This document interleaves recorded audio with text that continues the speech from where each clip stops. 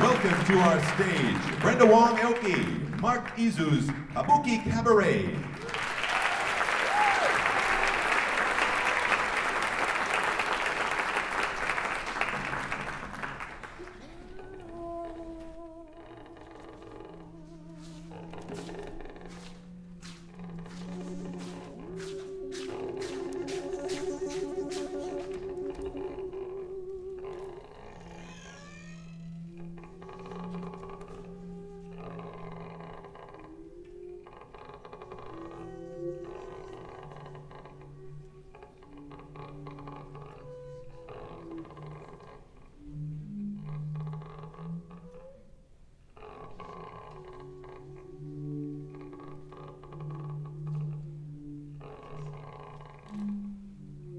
The fisherman sat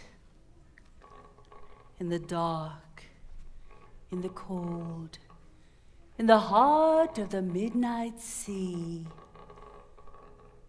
waiting, watching. There, the fisherman cast out his net. A large man, he planted his feet firmly in the bottom of the boat.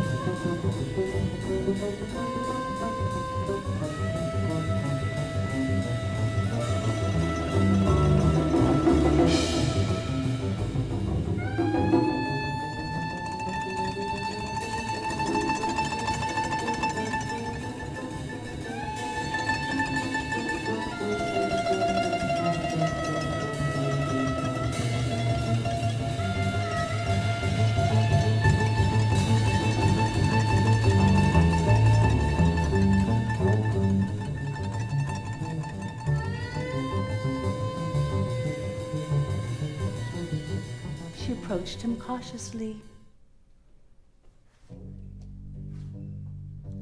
She touched his hair, his face, felt the roughness of his jaw. She looked into his eyes, saw they were the color of the sea before a storm. She ran her hands over his limbs, felt his body warm like rock. She bent over him, her long, thick, curling hair like seaweed falling in his face. As her fingers continued to explore him, the fisherman realized she meant him no harm. Then he realized she was more woman than fish. She took in his scent of earth and musk. The fisherman began to shiver, his breath to quicken. The mermaid was fascinated. She licked him. He moaned. So she licked him again, all the while stroking him with her hands. She had never before felt such heat from an animal, and she was obsessed with the smell of him. The fisherman looked up at this wet, voluptuous creature. She smelled like clean, fresh seawater. Without thinking, he grabbed her hair and pulled her full mouth to his. They drank deeply of one another.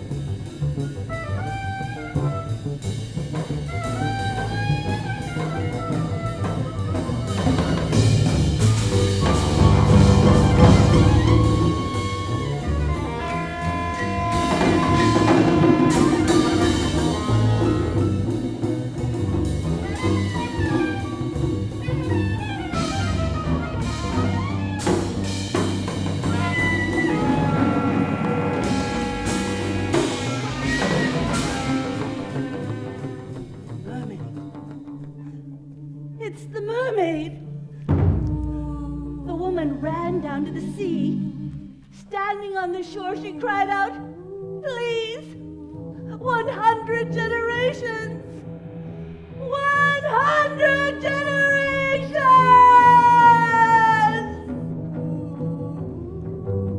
A storm began to gather, and from the depths of the sea appeared an enormous sea turtle. The woman standing on the shore cried out, "Please, let me die!" The turtle began to thrash and thrash, turning the surf into an angry tide of dark, icy sea. And there, riding the back of the turtle, wild black hair, luminous skin, deep, deep eyes, the mermaid. Remember this? And running the length of her back, a hideous scar. The woman standing on the shore cried out, "For that, I've been cursed for 100 existences." Stinging rain struck her face. Raging waves pushed her back. Thunder roared, and lightning split the blackening skies. But the woman stood fast and held her ground. With all the strength left in her soul, she cried out, "Forgive me! Please, forgive me."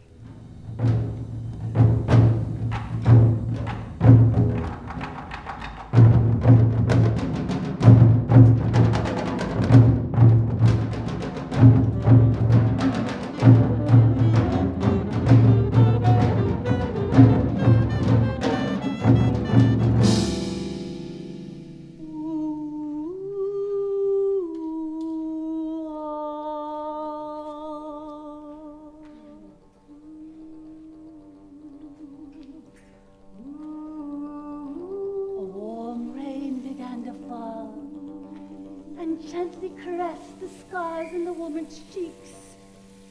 A wave rose up and engulfed her. And the wave continued to crest and crest until a tsunami swept down upon the beach and embraced the woman and all her loved ones in their carefully tended graves. Then it gathered them up and carried them back to the sea. And when the waters receded,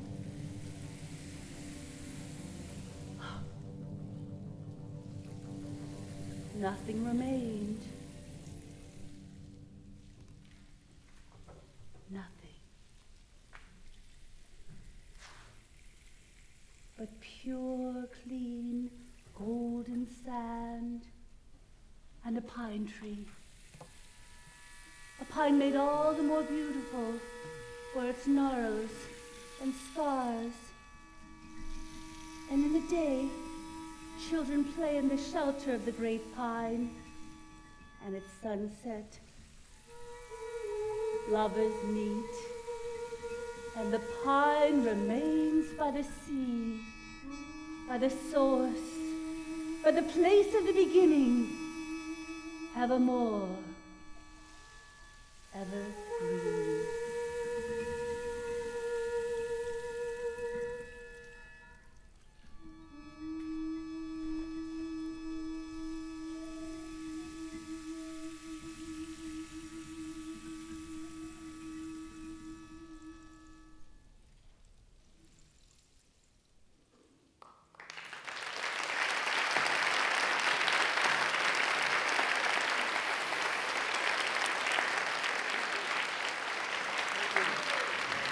Brenda, Wong, Aoki.